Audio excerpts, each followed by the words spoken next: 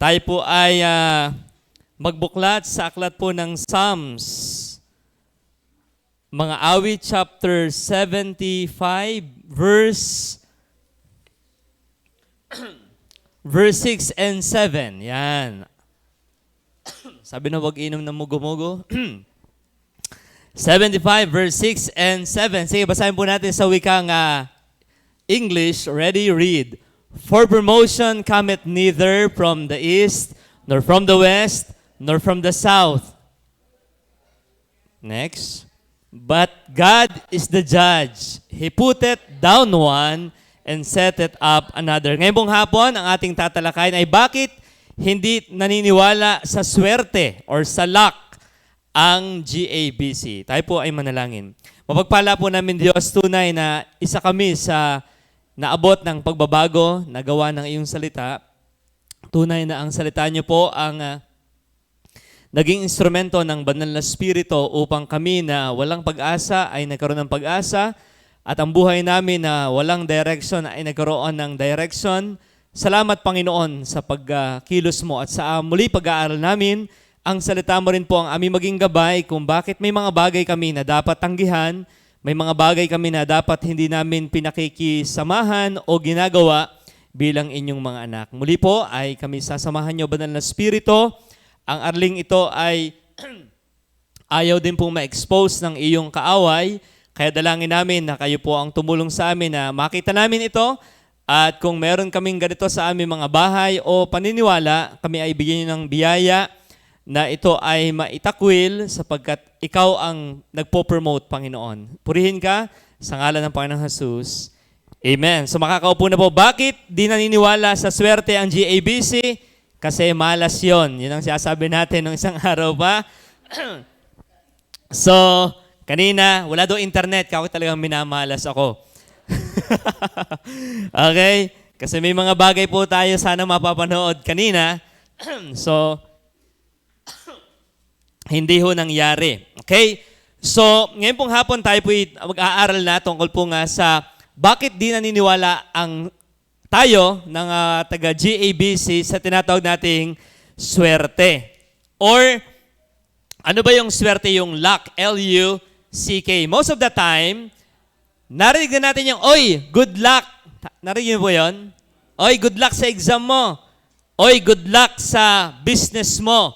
So, meron palang problema, wala naman talagang problema sa, minsan pag hindi mo alam ang meaning, pero pag nalaman mo na ang meaning ng word na luck, medyo tayo po ay dapat nag-iingat sa pagbati ng ganyang mga pagbati. Okay, so ngayong hapon tayo po yung magpunta na sa definition muna. Ilang mga terms na dapat nating ma-define. Yung word na luck, L-U-C-K.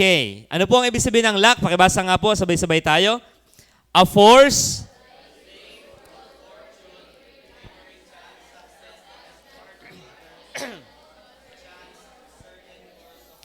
Okay, pag sabi nating luck, a force, tinyo, dun pa lang, hindi siya person, but a force that brings good fortune. Favoring chance. Take note ha, yung word na chance, fortune, success that is partly the result of chance.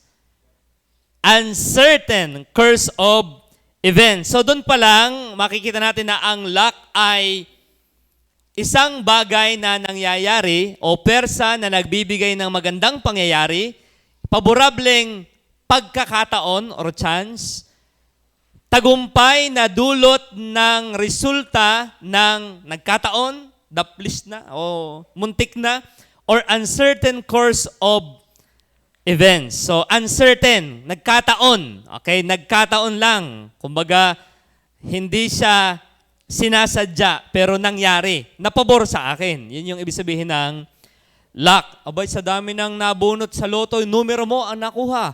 Talagang siniswerte ka. Yan.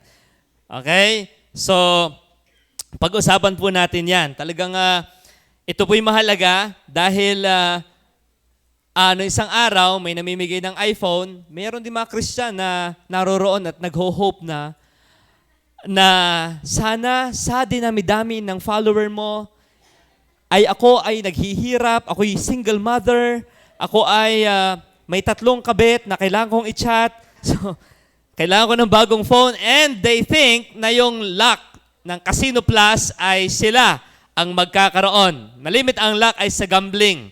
Nung kami nagsusugal, kami po ay may papel na huhulaan ang manok na mananalo. Halimbawa, Dalusape versus Mayahin. Sarasa versus Lawinin. Yan. At titingnan namin yung kombinasyon ng kulay ng paa at doon kami tataya. Talo pa rin. Okay? So yan po yan. So luck or chance. Ang keyword dito ay chance. Okay? Chance or parang di sinasadya na ikaw ay pinalad. Okay? Meron pong 2 klase ng lucky charm na malimit nating magamit. Sa Filipino context tayo nagpunta lang. Chinese lucky charm. Punta sa Chinese. Yan. Kasi lalo pagka New Year, minsan ay unknowingly tayong mga Filipino or even Christians ay baka tayo ay para hiyangin ang bagong taon ko. Yan. So gagawa ng mga pampahiyang, pampaswerte, and puntahan natin yun sa Chinese lucky charms. Sige po, pakibasa po ng mga ladies ng lucky charm ng Chinese. Ready? Read, ladies. Feng Shui. Feng Shui.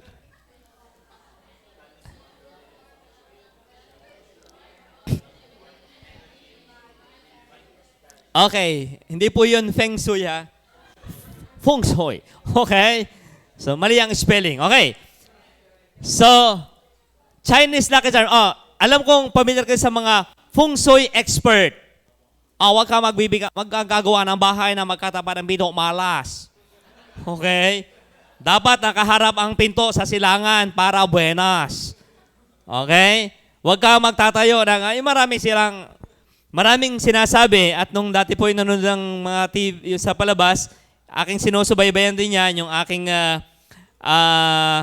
yung sign ng aking birth, ako'y Taurus, huwag magiging magagalitin upang walang makaaway. Okay, huwag maging mainitin ng ulo para huwag ma-high blood. Tama naman ang sinasabi. So maraming mga luck. Ang lucky color mo ay 12. Ang lucky mong damit ay blue. Lucky number ay 12. Lucky color mo ay, yun, nakikinig nga, green. Okay? So, mayroon po mga ganyan-ganyan. Chinese yan. Filipino. Punta natin ng Filipino. Tayo mga Filipino meron din na atin, na version. Okay? Sayang nga kung may internet, makikita nyo. At baka meron nga po tayo nito sa mga bahay.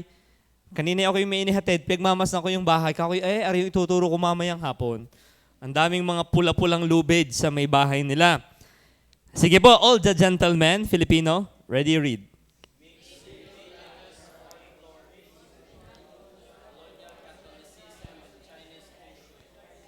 Okay. Indigenous folklore, ito yung mga pinamana ng mga ninuno. Okay? Then, colonial Catholicism, ano naman ito? Yung mga maliliit na santo, ginagawa na rin pampaswerte. Kaya mayroong maliliit na santo ninyo dati, nakasabit. Kaya minsan may rosary din sa tricycle or motor para swertehin sa biyahe. At kita ko yung mga driver pagkaalis, nahipong ganyan. Okay? Ang baptisa may nag-aantanda na lang. Okay. Well, yun po yung mga sikat Chinese. And yan po yung totoo. And yung Filipino lucky charms na meron po tayo at ating titingnan. Okay, so ating tingnan po yung ilang mga popular Chinese good luck charms. Okay? Sayang nga lang, wala tayo nung internet para inyo makita. Una, yung Chinese coins. I-define ko po sa inyo ito. Sabi rito, typically, round, ito'y bilog na may square sa gitna.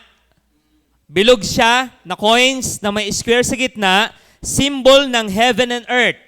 Ito ay yung coins na magkakadugsong na 3 or 5. Na simbolo po yan at nakatali yung 3, 5 o 8 coins na yon ng red string, kulay pula. Nakita na po kanyan? Ang ibig sabihin daw po niyan ay to invite prosperity. Yan. Magsabit ka sa pinto, siswertehin ka, pasok yaman. Sa kanya yon, hindi niya sabing sa kanya na siya ang yayaman. Yan po yung Chinese coins. Nakikita po tayo niyan, marahil.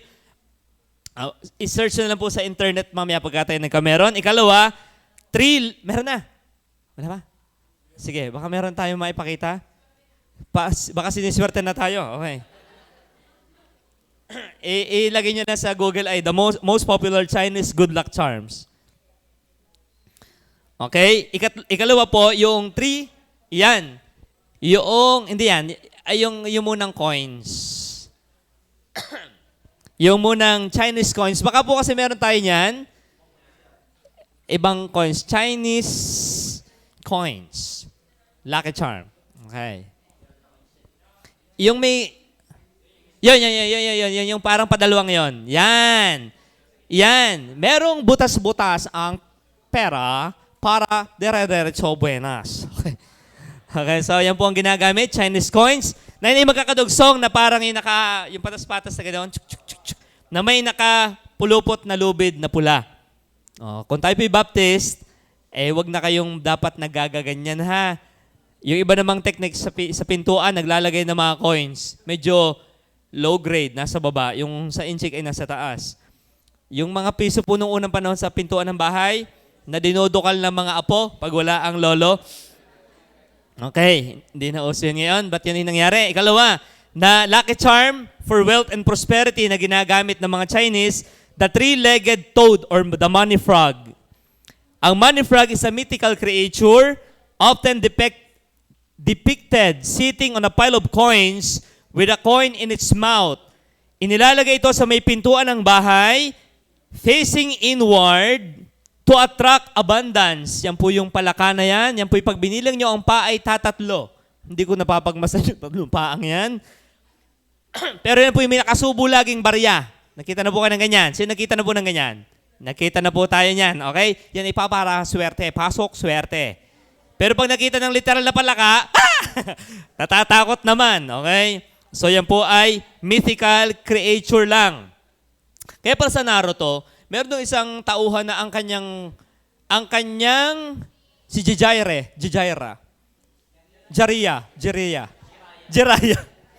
Tagal ko hindi nakakapanood ng Naruto eh. Okay. Yung palaka, so yan pala ay mythical creature din, okay? Number 3, ito, nakita na rin tayo nito, Laughing Buddha. Yung tinatawag na si Buday. Yes po, iba si Buddha at si Buday. Ang Buddha, si Siddhartha Gautama, yung payat na mukhang seryoso, yun po si Buddha. Okay? Yung payat na Buddha, yun yung real na si Siddhartha Gautama ng Hinduism. Si Buday ay ito. Yan. Nakita na po kayo ng ganyan. Okay? Buday. Or the Laughing Buddha. Yan ay minsan na may mga anak ding mga kalbo na may buhok na kaunti sa dine.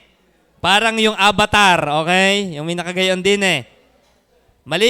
Kasi po, kaya ko na ang mother ko, ang kanyang naging amo dati ay Tan, ang apelyido. Sina ninang ko, si Letty Tan, mga Tan dyan sa Batangas. So talagang, yung mga sinasabi kong yan, nakita ko yan dahil mga Chinese po sila. Filipino-Chinese. So, meron din yung arwana, yung isda na priniprito. Okay? Hinahati ng mga tao. Hindi pala yun. Iba pala yun. So, yan po ay mga lucky charm ng Chinese for prosperity and wealth. The Laughing Buddha, symbol of joy, health nga, and limitless wealth. It is believed to bring good fortune when placed in your living room or office. Pero, swerte ka pag nilagay mo sa iyong sala, sa iyong yan. So, yan po ang Laughing Buddha. Next, the Mystic Knot. Mystic Knot, ito naman po ay parang figure of 8. Yan. Yung nakita na kayong ganyan sa mga jeep, sa mga bahay, yung parang walang dulong tali na sabid-sabid. It's a symbol of endless, continuous good fortune, longevity, unbroken love. Or luck. Gusto mo bang hindi ma-broken? Ito ang lubid na yung bilhin. Ayan. So, pag na-sales to ka, oo nga eh. Baka siswertehin na ngayon yan. So, bibilin yan at siya daw ay siswertehin sa kanyang love life and financial life. Ito, alam niyo rin po ito, Bagwa Mirror. Bagwa. Huwag kayong titingin. Kay Chris Aquino yata to? The Pungsoy. Wah! Kung sa napalagay ang bagwa ay minamalas. Yan ay nasa flag din ng South Korea. I think yung design na ganyan. So, sa aming bahay po, nung kami hindi pa baptist, ay meron yan. Sino po rito nagkaroon ng ganyan sa bahay? Dati? Dati dapat ha, dati. Okay, baka meron pa kayo niyan. May nagregalo sa akin nung Pasko. Ganyan ang design. Hindi ko maisabit kasi alam ko yung meaning.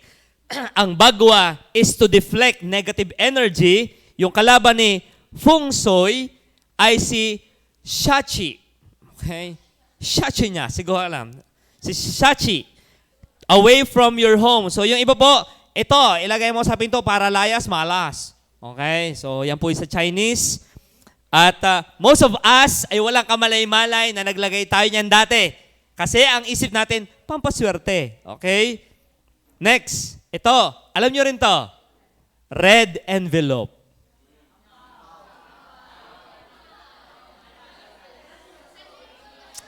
Red envelope. Hindi tayo, bakit pula? Yan pala po sa Chinese charm or belief is this. Often given during the Lunar New Year, yung kanilang Chinese New Year, to give money, but it is also placed in the wealth sector to symbolize prosperity. Ayan. So yan palang, ayoko pa naman yung ampaw ng aking pera ay nakalagay nga dyan. Kaya pala minamalas. So yan. So tayo po'y nakakagamit niyan. Ako'y nakagamit yun eh. So malay ko bagang yan pala'y lucky charm ang ibig sabihin. Okay? So pwede naman po kayong magbigay sa amin yan. Tanggalin nyo na lang po sa sobre at idirekta na lang. Yun po yung mas maganda. Okay? Next po na ginagamit din for lucky charm or charm ng mga tao, yung tinatawag na jade. Jade. Kaya minsan may mga bracelet na jade. Yung necklace na jade. Walang problema ha sa jade na kulay. Pero ito yung kanilang paniniwala. It offer spiritual shielding, promote healing, and bring peace. Pag daw naka-jade, meron ka daw parang nakabalot sa iyong kapangyarihan para huwag kang lapitan ng masasama at gagaling ka at ikaw ay magkakaroon ng kapayapaan. Kita niyo po yung mga turo nilang yan. Okay? And yung isa pa, yung gamit ng incheck, citrine. Okay? Hindi po cetirizine. Yung yan. Ako'y nakikita lang gaya ang mga bracelet din. Yung parang, para siyang kristal na medyo transparent. Yun yung mga bracelet nyo kung hindi gayang design. Okay? So wala naman pong problema kung fashion statement nyo yan. Pero ito, bilhin mo para swertehin ka. Delikado yun eh. Okay? Okay, may nakita, pastor ay Buddha beads. Okay? Hindi ko alam kung ginagamit niyo yung kay Buddha o hindi. Pero yung pampaswerte ang isip, yung po ay delikado. It manifests success and wealth and in business. Okay? So ito pong ating nakita, these are the Chinese lucky charms.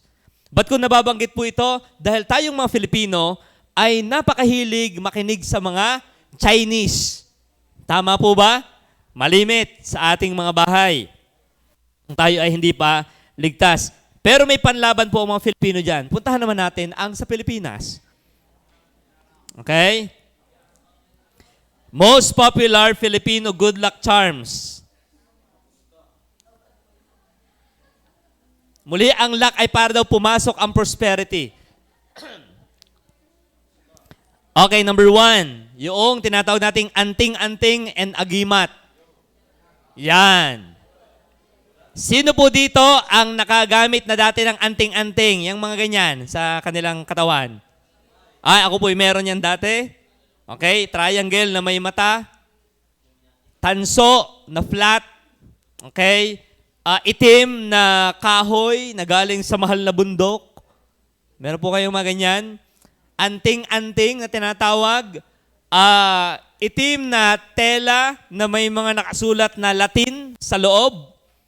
So, ano purpose niyan? Para ikaw daw ay wag lapitan ng evil spirit at ikaw naman ay lapitan ng good fortune. Okay? Anting-anting.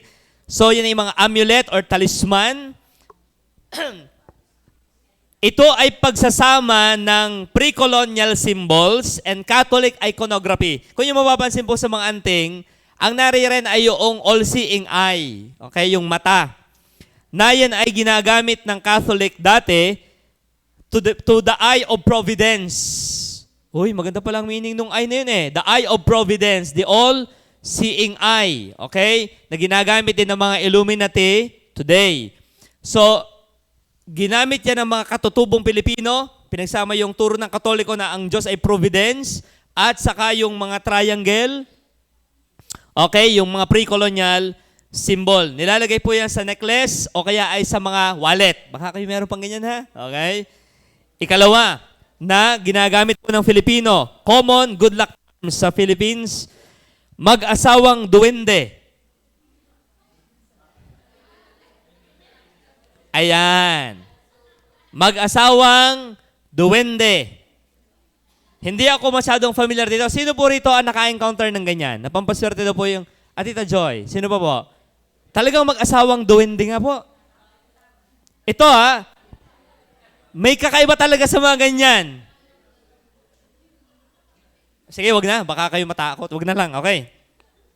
Sige. Sabi rin ang mag-asawang duwende ay galing sa mga anito or the nature spirit ng mga katutubo natin na naniniwala sa anito. Small figurine, male and female. Pero tinyo, kahit sila ay mga gaya naniniwalang male and female, walang LGBTQ yung duwende. Okay, wala. Okay?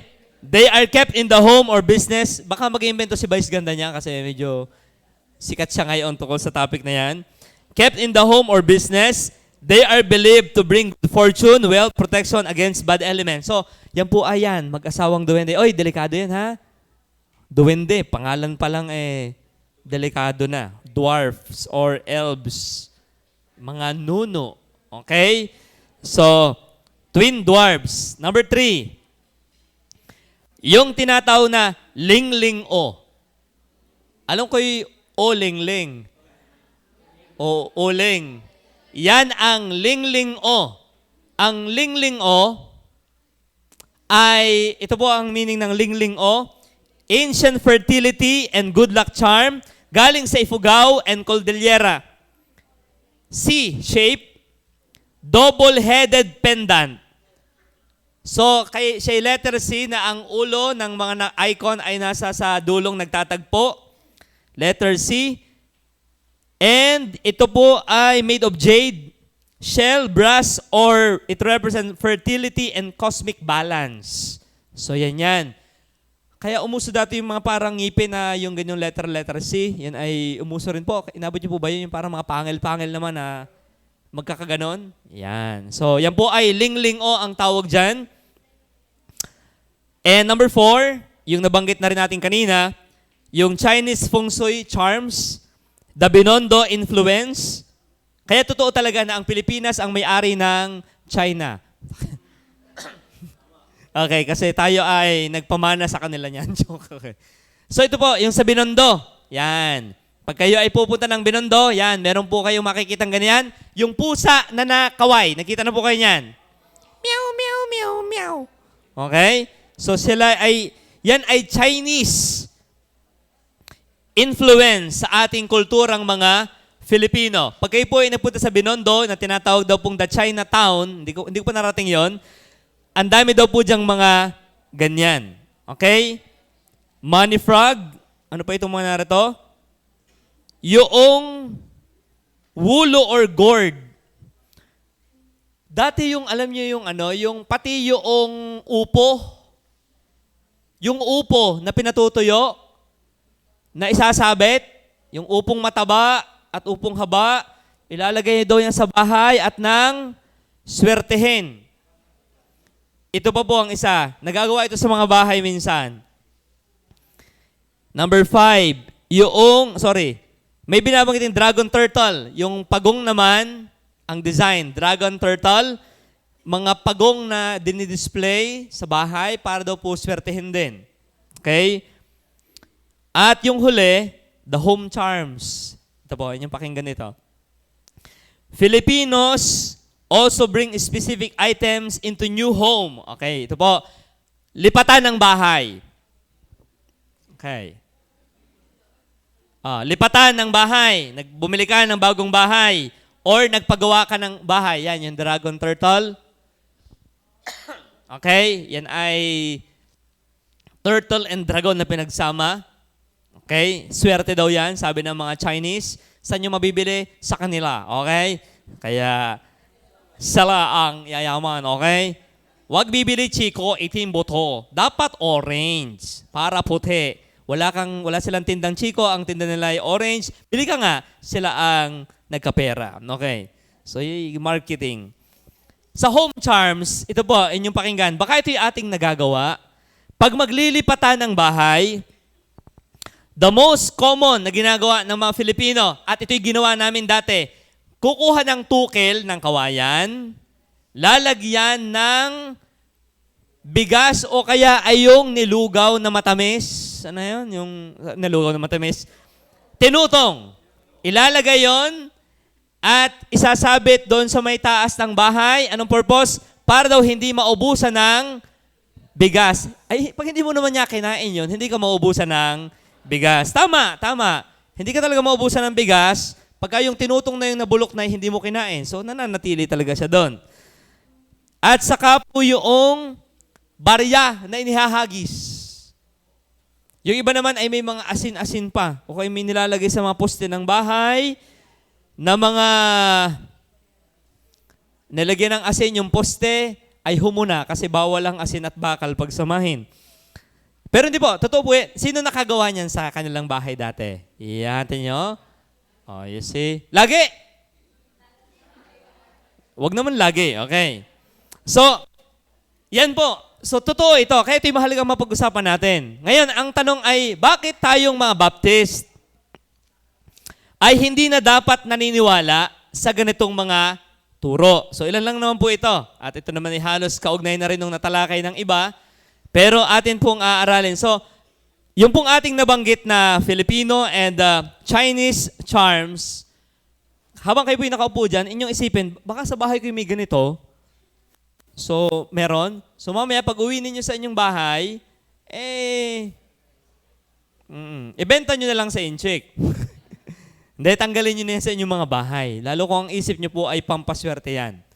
Okay po? Yung mga dragon, kami dati may mga dragon na flower vase. Ang gaganda. Ay, hindi ako yung naging baptist, pinagbabasag ko na. Okay? Yung pala yung pwedeng ibenta pa. Sorry. Number 1, sige, sagutin natin. Bakit nga bawal sa atin? Number 1, ang sagot natin dyan ay sapagat ito ay paniniwala ng mga pagano. Okay? Sapagat ito ay paniniwala ng mga pagano or pagans. So sa ating pinag-aralan po kanina, bakit hindi tayo naniniwala sa mga lucky charm or swerte? Pampaswerte ika. Yung iba pag mag-e-exam, naglalagay ng coins sa paa para daw swertehin. Okay? Nung ako'y bata, para daw swertehin at tumalino sa school, maglagay ng dahon ng katakataka. At pagka nagkaugat, ay tatalino ka. Ay nung siningit ko sa libro, nagkaugat yung katakataka. So sabi ko, tatalino ako. And then, natuklasan kong ang katakataka pala ay sadyang nasibol ang dahon. Yun nga ang itinatanim doon. So nauto ako nang nagturo sa akin. Okay. Pero may pinausa rin po ako dati sa school tatalino ka pag nangain ka ng papel. Yung gilid ng papel. Totoo yan. Sa dami kong classmate na nangain ng papel. Dahil naniwala sa aking pinakalat na superstitious belief. Sabi kay Areng, saan rin ang kinakain mo? Sabi kay papel. Bakit mo kinakain yan? Pampatalino. Kita ko, napupunit ng mga not. So, kaya delikado rin talagang magpakalat ng mga maling informasyon. May nagaya. Okay? So, yun po ay hindi tunay. Magtatay ka lang pag ginawa mo yun ngayon. So, bakit tayo ay hindi niwala po sa lucky charm or luck, sa swerte? Una, because yan ay paniniwala ng mga pagano. Psalm 75, yung ating talata. na ating binasa sa Bible. Ang sabi ng Bible, sapagkat, okay, 75, hindi sa silangan, hindi sa kanluran, hindi rin sa timog o hilaga man magmumula, hatol na inaasahan, tanging Diyos lamang ang siyang hahatol sa mapapahamak o sa magtatagumpay. Ano ang paniniwala po dito? Sa chapter 75 ng Psalms, meron silang paniniwala na galing sa east, galing sa west, galing sa south ang blessing. So meron silang paniniwala na pagka galing silangan, mga Babylon or Persia, galing sa west, ganito, galing sa, tingnan hindi binanggit ang north diyan sa translation natin. Dahil alam nila na ang north ay galing sa Diyos ang pagpapala. So iniwasan nila yung galing sa, ang binanggit lang ay galing sa silangan, galing sa kanluran, galing sa desert or timog ang ginamit dyan. Hindi binanggit ang north side. Kasi sabi ng kanta, in the sides of the north, the city of the great king. Di ba may kinakanta tayo? Great is the Lord and greatly to be praised in the city of our God, in the mountain of His holiness.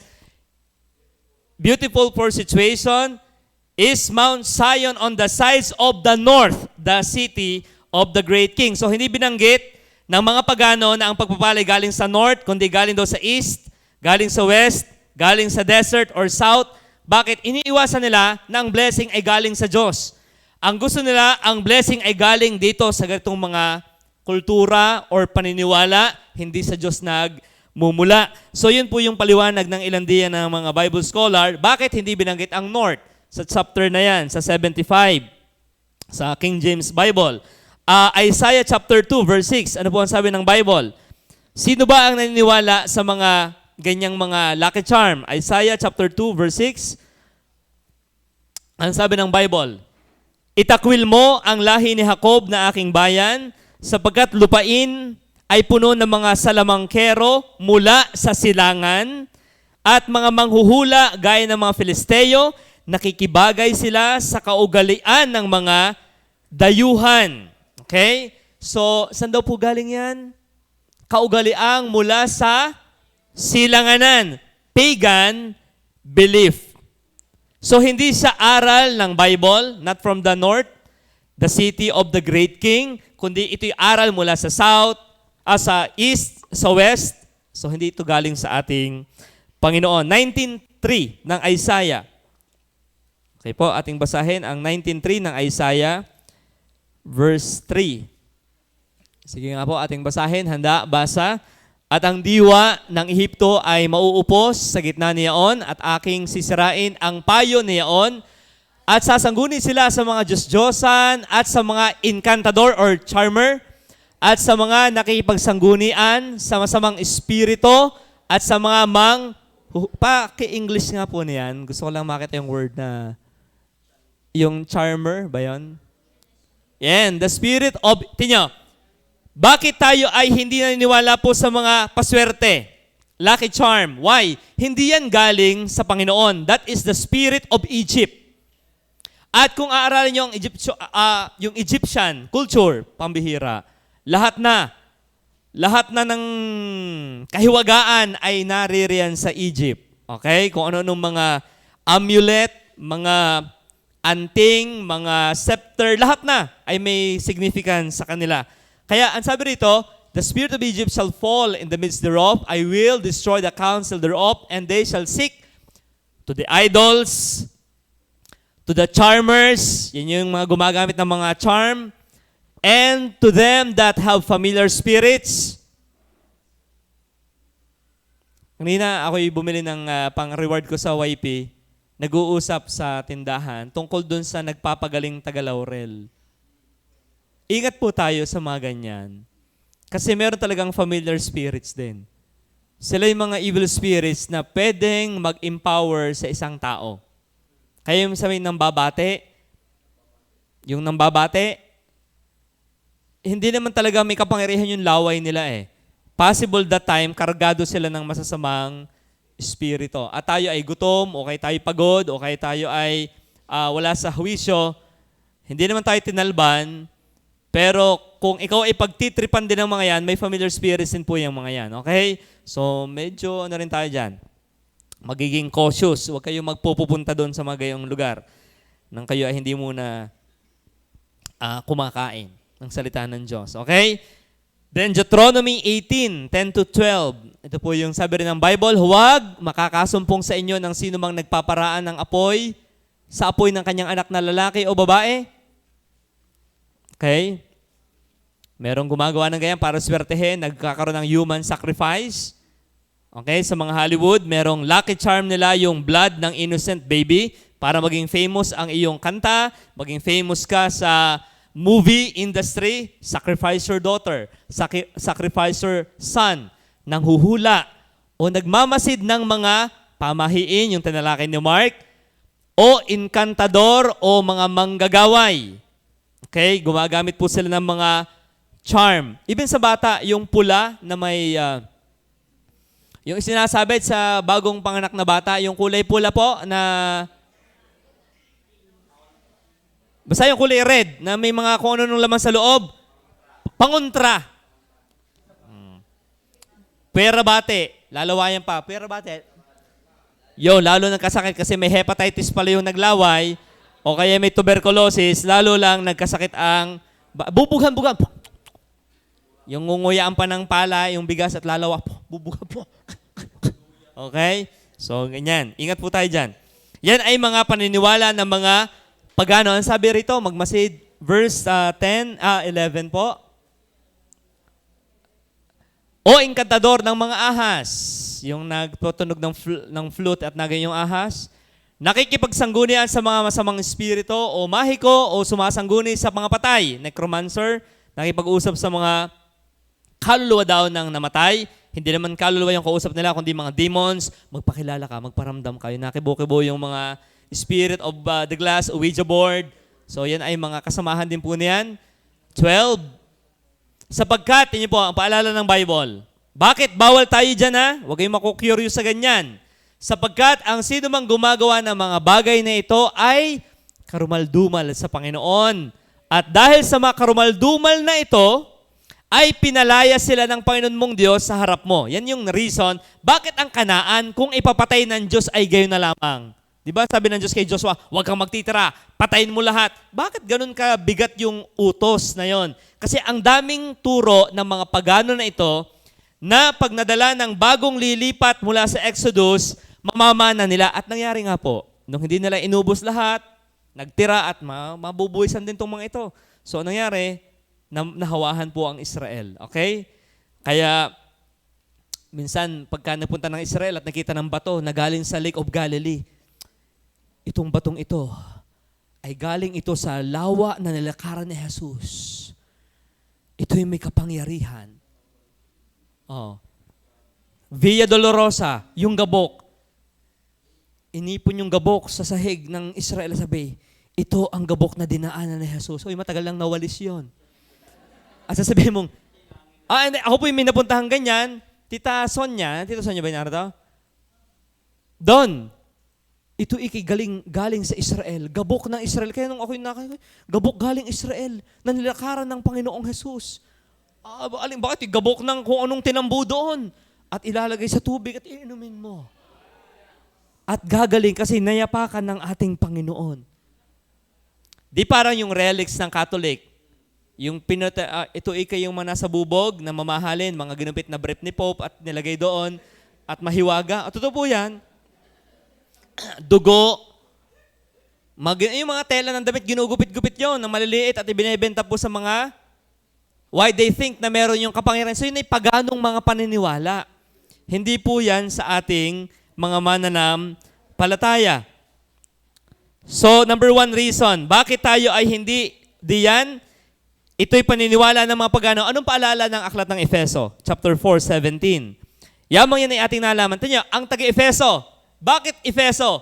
Sa Book of Acts, sino ang maraming mga lucky charm na mananampalataya? Bago naligtas. Sino po? Taga saan? Yung maraming mga mahihiwagang aklat. Mga taga Efeso. Mga mananampalataya sa Efeso. Napakarami nilang mga libro, mga charm, pampaswerte, at nung naligtas sila, sinilba nila lahat yan. Kaya nire-remind sila uli ni Apostle Paul sa aklat ng Ephesians chapter 4 verse sige, basahin natin sabay-sabay. Handa, basa. Ito nga ang sinasabi ko at sinasaksihan sa Panginoon na kayo'y hindi na nagsisilakad pa na gaya naman ng lakad ng mga hintil sa pagpapalalo ng kanilang pag-iisip. 18. Na sa kadiliman ng kanilang mga pag-iisip ay nangahiwalay sa buhay ng Diyos dahil sa kahangalang nasa kanila, dahil sa pagmamatigas ng kanilang puso. Verse 19. Na sila sa di pagkaramdam ng kahiyan ay napahikayat sa kalibugan upang kalakarin ang lahat ng karumihan ng buong kasakiman. So nire-remind ni Apostle Paul, oy, dati nyo ng buhay ang mga Lucky Charm, nung kay unsaved pa, at nung sila nakakilala sa Book of Acts, hindi ko lang ma-recall yung chapter na yon, na sinunog nila ang napakarami nilang mga libreta, pampaswerte, thousands of silver worth, kanilang isinuko sa Panginoon. Okay? Kaya kung tayo po may mga ganyan, hindi, totoo po, nung kami bagong baptist pa, yun ay struggle namin eh. Kasi kami magsasabong bago po kami naligtas. Meron kaming kopya talaga nung tatama ka sa sabong. Ay kami ligtasan na. Tapos meron pa po kaming yung bulaklak na para daw ang babae maging malapit sa iyo, dapat baon mo lagi yon. Gusto kong makuha yun eh, nung unang panahon. Alam nyo, nung naligtas kami, yung talagang sinunog namin, yung bulaklak ay hindi ko alam kung saan napalagay. Alam ko nawala na rin yata yun. Baka naipasa na po sa... Hindi ko alam kung kanina napasa. Okay, so yan po. So, simple lang naman ang sagot eh. Bakit hindi tayo naniniwala sa ganyan? Yan ay turo ng mga pagano. Hindi po tayo pagano, tayo ay mga Kristiyano na. Okay po ba yan? Number 2, bakit tayo ay hindi naniniwala sa swerte? Number 2, sapagkat hindi naman ito totoo. Okay? Sapagkat ito ay pag-asa sa hindi naman totoo. Ilusyon ang chance. Ilusyon yung word na swerte. Lalo sa mga nag-aaral sa sovereignty class, yun yung last point natin eh. Ito'y kumukontra sa soberanong Diyos. Okay? Pero point number 2, bakit hindi tayo naniwala sa luck, chance, fortune, biglang nagkataong pinalad ka, magkakaroon ka nito para maging mapalad ka? Alam nyo, sabi po rito, it's an illusion. Illusion of randomness. Okay? Illusion ang random. Pag sabing random, nagkataon. Illusion yon. Ano sabi po ni Dr. MacArthur tungkol sa bagay na yan? Ito sabi niya, what human perceive as coincidence, nabanggit niyang coincidence, nagkataon, at sa di sinasadyang pagkakataon. Mayroong mga ganyang kanta pa eh. What human perceive as coincidence, luck, or roll of the dice. Okay? Yung sa peryahan, color game, bito, laro ng dice, akala ng tao yun ay chance. What perceive as coincidence, nagkataon, yun, siswertehin ka pagka sinuot mo ito. Ay nangyari nga. Akala niya ay dahil nung kanyang ginawa. No, it is actually under the meticulous control of the divine providence. Kaya ilusyon po yan. Ilusyon. Hindi yun totoo. Bagaman totoo yung hawak mo, pero yung ilusyon na isipin mong yun ang nagbigay ng blessing. Kung ano yung mga dahon, kanina yung dahon na yung gayon, yung parang, yung clover chip. Okay? Di ba? Sa clover chip yun eh. Okay? Illusion of randomness. Okay? Sabi naman ni R.C. Sproul, bakit hindi totoo ang mga lucky charm? Because it is a non-being. Hindi naman sa being. Ang luck ba ay being? Ano ba yon? It's just an illusion. Illusion mo lang yon. Now, kung yan ay non-being, tingnan, luck has no, pinaparaphrase ko lang po, luck has no being, therefore, it can do nothing. Tama ba? Hindi po siya being. Wala siyang entity. Wala siyang isip, wala siyang damdamin, wala siyang kalooban, wala siyang pagpapasya. And how can it influence you? Tama po ba? So, dapat tayo yun ding mga curse, yung sumpa-sumpa, ingat din kayo sa mga jinx or curse. Talagang hindi na natalab sa Kristiyano ang ganyan. Okay? Ang nagpapaisip dyan yung isip lang natin malimit. May sinabi yung matandang yun. Inisip mo ng inisip. O, naging psychosomatic, tuloy. Pero wala na yung talab. Bakit? Ang nakay Kristo'y pinalaya na sa anumang sumpa. Kaya, it is an illusion. So, bakit hindi tayo naniwala sa swerte or luck or chance? Because that is just an illusion. It's nothing. Okay? Hindi yun totoo. It doesn't do us anything. Oh, yun po yan. Nanaan niyo po yan? Kaya hindi na kaya katalino ng batang ito, ikita mo naman, ay talagang maraming katakataka sa notebook. Hindi. Hindi yun ganun. Sadyang yun ibinigyan ng Diyos ng wisdom. Ay kaya nakapasa sa exam, ay yung lapis, ay anong ginagawa? Pinuputol pagkatapos mag-exam. Yung kakilala ko naman po sa amin, yung sinuot yata ang sapatos ni Jane nung nag-board exam at nakapasa, ay hiniram. Para daw yung yapak ng pagpasa ay maipasa. Ba? Ay baka pati yung pag nakapag-asawa ay hiramin mo din yung para swertehin din ako. Okay. Sari-sari. Okay? So, wala po yun. It's nothing. So, bakit hindi totoo yun? Illusion ang randomness. Lalo sa ating mananampalataya, walang random event. Lahat yan ay predetermined ng Panginoon. Therefore, hindi dapat tayo magpa-impluensya na dahil nito, o kaya naman ay natakot ka, nakita ko nung bagwa, ano yun? Ako, minasulip na mata, yan. So, huwag kayong totoong mag-isip po niyan. Why? Those are just illusion. Luck has no being, therefore it can do nothing. Kaya yung superstition na binanggit din dati ni Mark, no curses or jinx. Kamalasan, no good luck or bad luck sa Christian. Okay? So yun ang maganda sa atin. Walang good luck, walang bad luck sa atin. Why? We believe, sa point number 3, na ang Diyos ay sovereign. Okay? Bakit hindi tayo naniwala sa swerte? So dahil yan ay turo ng pagano. Ikalawa, yan ay pag-asa sa isang bagay na hindi naman totoo. Tingnan po sa Psalms 33:10. Atin palang basahin yung talata sa Bible. 33:10 ng Psalms. Ano po nakalagay sa ating Bible? Psalms 33 verse 10. Okay, sige po. Ating basahin. Handa, basa. Dinadala ng Panginoon sa wala ang payo ng mga bansa. Kanyang niwawalang halaga ang mga pag-iisip ng mga bayan. Di ba yun yung payo ng mga Egypt? Ito, para swertehin ka. Ito, gamitin mo, gawin mo to. Anong sabi ng Diyos? Dinadala ng Diyos sa wala. Nothing. Ang payo ng mga bansa. Kung tunay ang pampaswerte, bakit ang Pilipinas ay sa hirap pa rin? Taon-taon ay bumili ng pampaswerte, bilog-bilog. Ang yumaman ay mga incheck. Kasi nga, hindi yun doon nakasalalay. Wala yun doon. Bili ka nito para pagpalain ka, swertehin ka. Bili ka naman nga. Naubusan ka ng pera, sila ang nagkaroon. Alam niyo yung ganung mga concept.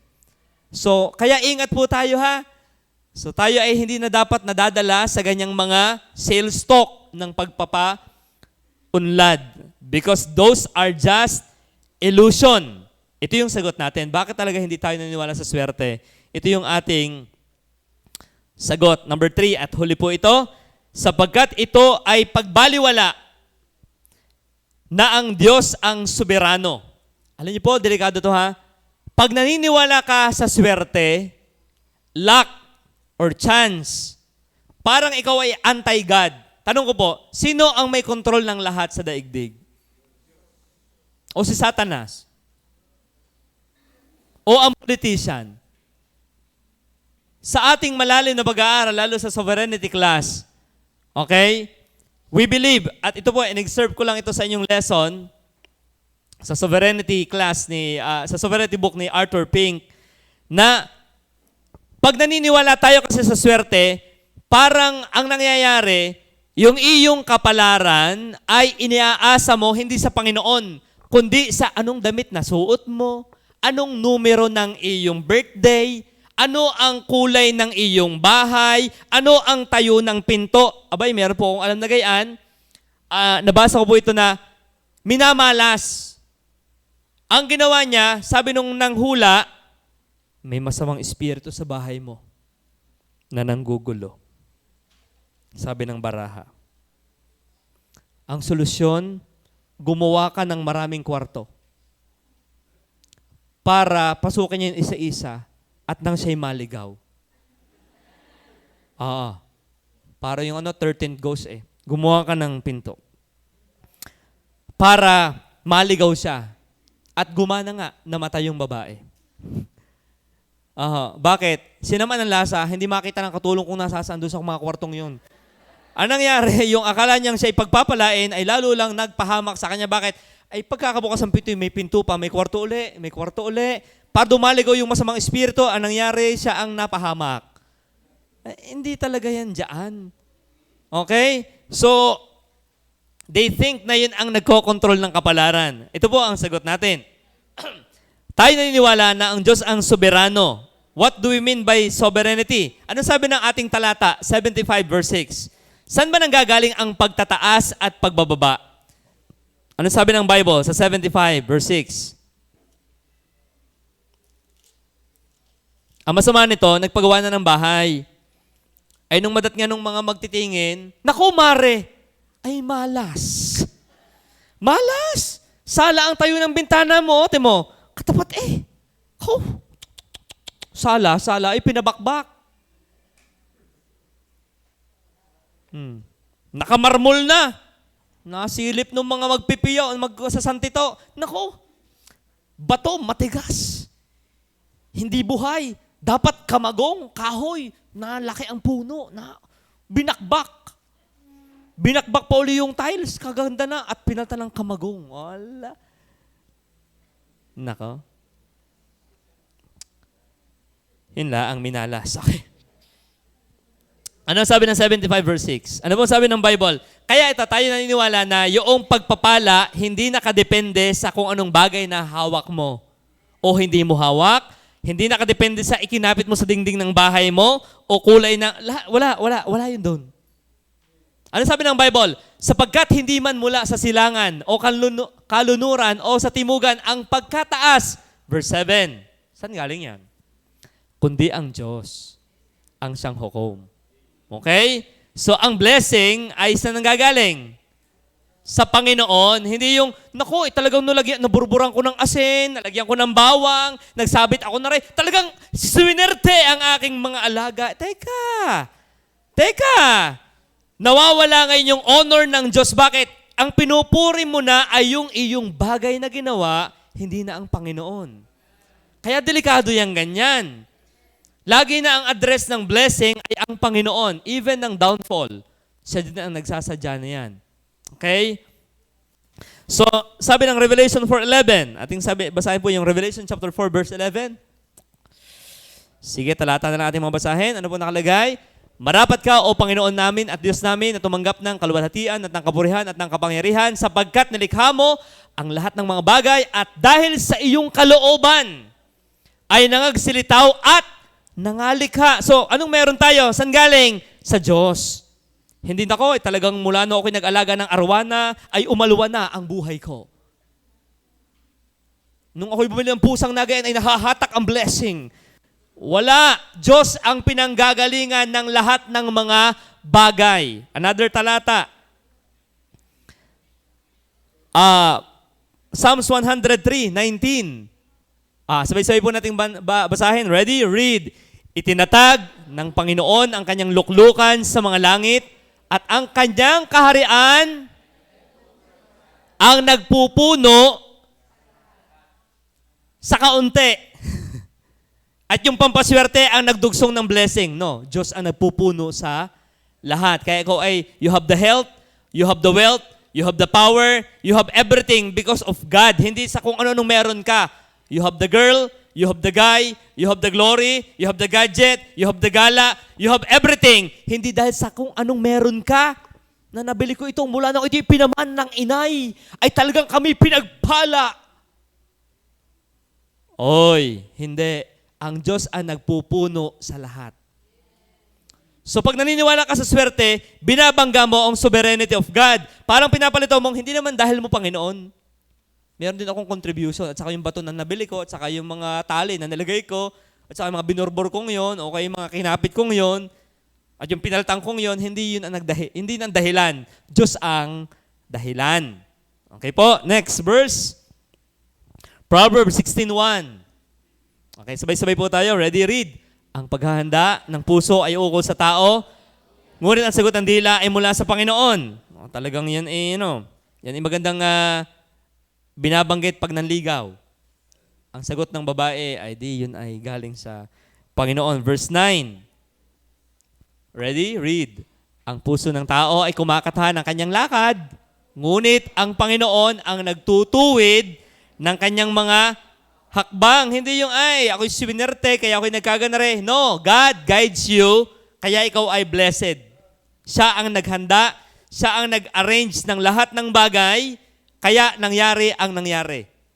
Okay? Siya ang God ordered the steps of the man. Okay?